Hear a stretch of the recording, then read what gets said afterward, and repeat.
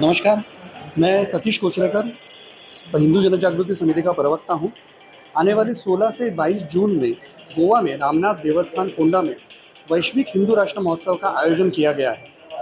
इस अधिवेशन में, इस महोत्सव में पूरे देश भर से ही नहीं अपितु पूरे विश्व भर से बहुत सारे विचारक, संत, बहुत सारे हिंदुत्ववादी संगठनों के प्रतिनिधि आने वाले हैं और विचार मंथन होने वाला है हिंदू राष्ट्र की स्थापना की ओर।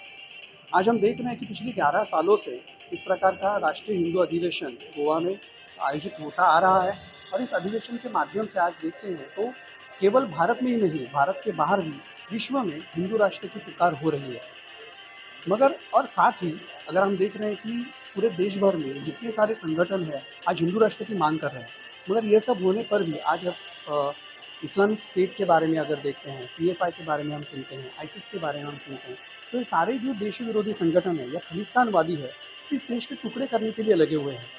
आज लव जिहाद के माध्यम से बहुत सारी लड़कियों को, हिंदू युवतियों को फंसाया जा रहा है और देश की परिस्थिति बहुत ही गंभीर है। जहाँ पर कोई खालिस्तान की मांग कर रहा है, कोई इस्लामिक स्टेट की मांग कर रहा है, तो देश के जो आने होने वाले टुकड़े हैं वो न हो और यह देश एक संघ रहे, इस माध्यम से हिंदुओं का संगठन हो। इसीलिए इस वैश्विक हिंदू राष्ट्र अधिवेशन या हिंदू राष्ट्र महोत्सव का आयोजन गोवा में किया गया है।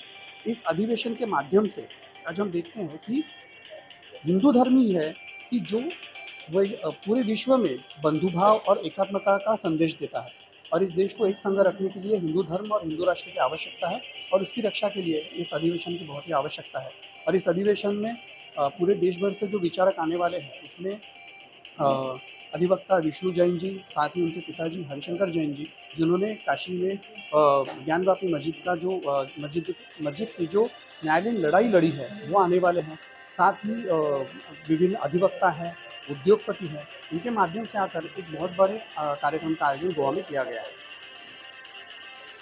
यह वैश्विक हिंदू राष्ट्र महोत्सव 16 जून से 22 जून तक रामनाथ देवस्थान कोंडा गोवा में आयोजित किया गया है। मैं सभी हिंदुओं से निवेदन करता हूँ, आह्वान करता हूँ कि इस अधिवेशन में आप अवश्य सम्मिलित हो। इस अधिवेशन का जो लाइव टेलीकास्ट है वो फेसबुक के माध्यम से, यूट्यूब के माध्यम से किया जाने वाला है।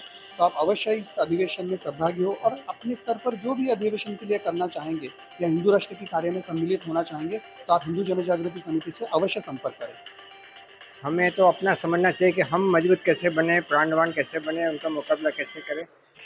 हमारी अहिंसा की परिभाषा भी अलग ही है। हमें हमारे हिंदू समाज को जागरूक करना है, प्राणवान करना है और सुसंस्कृत भी करना है।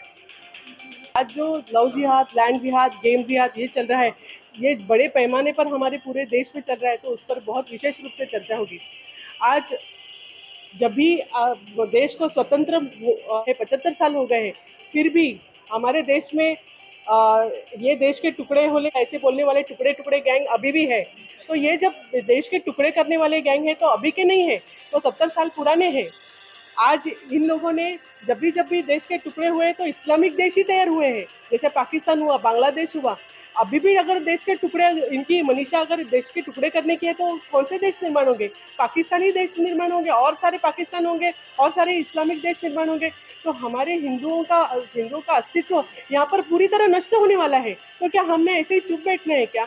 तो हमें ऐसे चुप नहीं बैठना है। तो यही सारे जो मसले हैं, तो उसको पूरे विश्व भर से जो हिंदुत्ववादी आएंगे, हिंदुत्ववादी विचारधारा के लोग, विचारवंत आएंगे, तो वो सारे यहाँ पर चर्चाएं करेंगे। उसके लिए क्या करना है, कृति के तौर पर क्या करना है, इसके बारे में हम चर्चा करेंगे और